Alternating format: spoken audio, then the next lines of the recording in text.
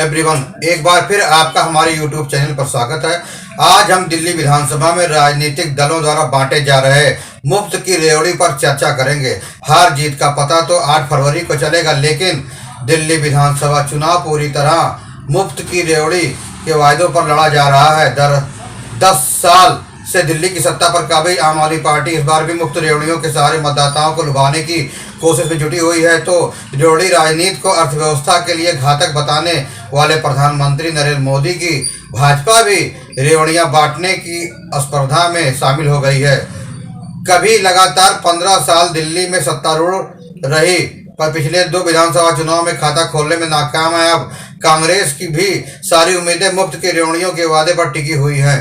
पानी, बिजली और महिलाओं को बस यात्रा मुफ्त तथा बेहतर शिक्षा और स्वास्थ्य से अपनी अलग पहचान बनाने वाली आम आदमी पार्टी ने अभी तक लागू न हो पाई महिला सम्मान योजना की राशि 1000 से बढ़ाकर 2100 रुपये करने का ऐलान किया, तो कांग्रेस और भाजपा ने 2500 रुपये का वादा कर दिया।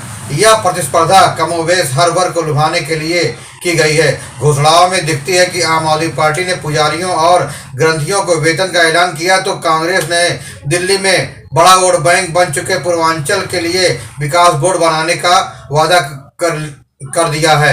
मुफ्त रेवड़ियों का यह चुनावी खेल अब परवान चढ़ने लगा है, जब प्रधानमंत्री नरेंद्र मोदी के अलावा भारतीय रिजर्व बैंक और नीति आयोग भी मुफ्त की रेवड़ियों की राजनीति के आर्थिक खतरों पर चिंता जता चुके हैं। कुछ सवालों के घेरे में चुनाव आयोग की बात भी ना करें तो देश की सर्वोच्च अदालत तक इस प्रवृत्ति पर सवाल उठा चुकी है, लेकिन इन सबके बेपरवाह सत्ता के खिलाड़ी इन्हें जन कल्याण योजना बता रहे हैं। रेवड़ी राजनीति के चुनावी असर का अंदाजा इसी से लगाया जा सकता है कि दिन रात केजरीवाल को कोसने वाली भाजपा को भी मुफ्त की रेवड़ियां बांटनी पड़ रही हैं।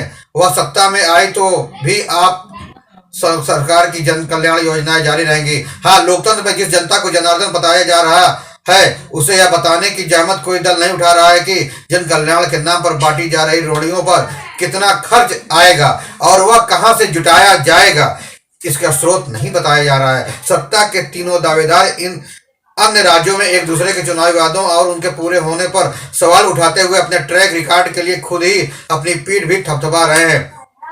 संकल्प पत्र का पहला भाग जारी करते हुए भाजपा अध्यक्ष जेपी नड्डा ने दावा किया कि 500 में से 499 चुनावी वादे पूरे करने के साथ ही उनकी पार्टी का रिकॉर्ड सबसे बेहतर है, जबकि कांग्रेस और आम आदमी पार्टी लोकसभा चुनाव से लेकर तमाम विधानसभा चुनाव वाले राज्यों में भाजपा के अधूरे चुनावी वादे गिना रही है।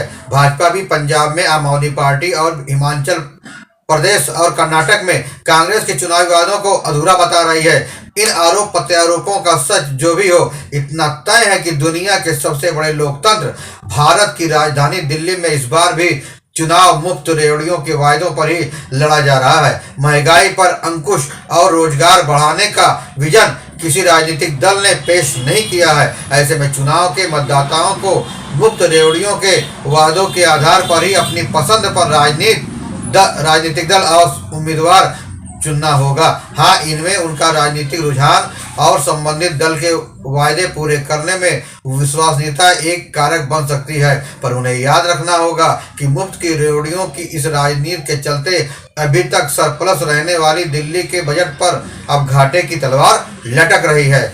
हाल ही में आई भारतीय स्टेट बैंक की एक रिपोर्ट बताती है कि खासकर आधी आबादी के वोट बटोरने के लिए घोषणाएं की जा रही हैं। मुफ्त योजनाएं राज्यों की अर्थव्यवस्था के लिए चुनौती बन रही हैं। रिपोर्ट कहती है कि महिलाओं के खाते में सीधे नगद भेजने वाली योजनाओं का बढ़ता चुनावी चलन एक खतरनाक आर्थिक संकेत है।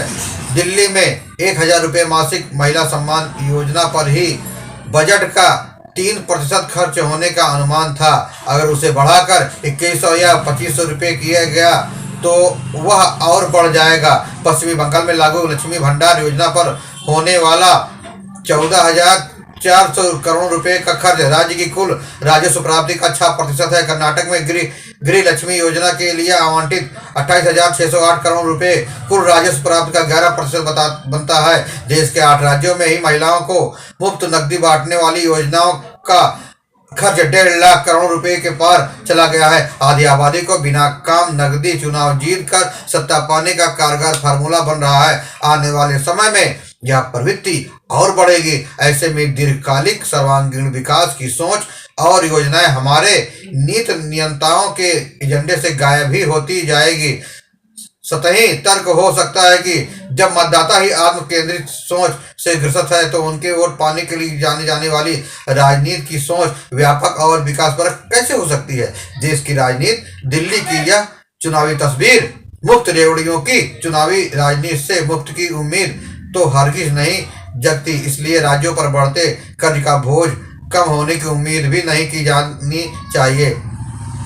याद यह भी रखना चाहिए कि राज्य का कर्ज का बोझ अंततः नागरिकों पर ही कर्ज का बोझ है, क्योंकि राजनेता तो सत्ता सुख भोग कर आते जाते रहेंगे। बहरहाल मुफ्त की रेवड़ी बांटकर चुनाव जीतने की जो चाल राजनीतिक दलों ने चली है वह सही नहीं है। ऐसे में जनता में मुफ्तखोरी और बढ़ेगी, जो भविष्य के लिए अच्छा संकेत नहीं है। फिर मिलेंगे नई जानकारी के साथ, नई खबरों के साथ। तब तक के लिए जय हिंद, वंदे मातरम।